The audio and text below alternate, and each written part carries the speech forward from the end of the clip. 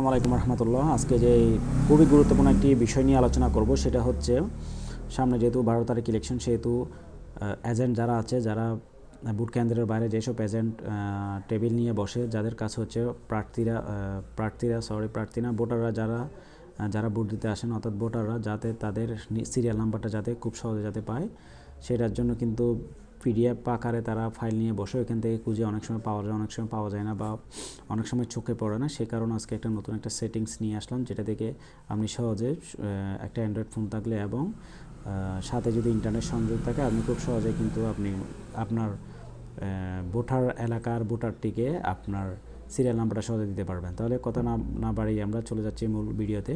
প্রথমে আমার এখানে নিচের একটি আইকন দেখতে পাচ্ছেন, যেটার নাম হচ্ছে স্মার্ট ইলেকশন ম্যানেজমেন্ট। প্লে স্টোরে গিয়ে ওটা ডাউনলোড করবেন। ডাউনলোড করার পরে এই ধরনের একটা ফিচার কিন্তু চলে আসবে।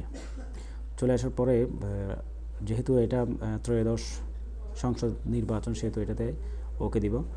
ওকে দেওয়ার পরে নিচে একটা ম্যাগনিফাইং গ্লাস দেখা যাচ্ছে, যেটার নিচে লেখা আছে ফাইন্ড এ ভোটিং সেন্টার।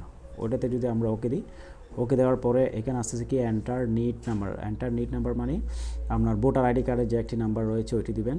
জন্ম তারিখ, এন্টার ডেট অফ বার্থ, অর্থাৎ আপনার জন্ম তারিখ যেভাবে আছে ঠিক ওইভাবে দেবেন। দেওয়ার পরে চার্জে যদি দেন, তখন আপনার ভোটার নাম্বারটি চলে আসবে এবং আপনার ভোটার এলাকাটি চলে আসবে এবং আপনার কেন্দ্রের নামটি চলে আসবে। এইভাবে আপনি খুব সহজেই আপনার ভোটার নাম্বারটি এবং ভোটার এরিয়া, ভোট কেন্দ্রটি কোথায় সেটা সহজে খুঁজে পেতে পারেন। আর এটার জন্য অবশ্যই আপনারা আইডি কার্ডটি সঙ্গে রাখবেন। ধন্যবাদ সবাইকে।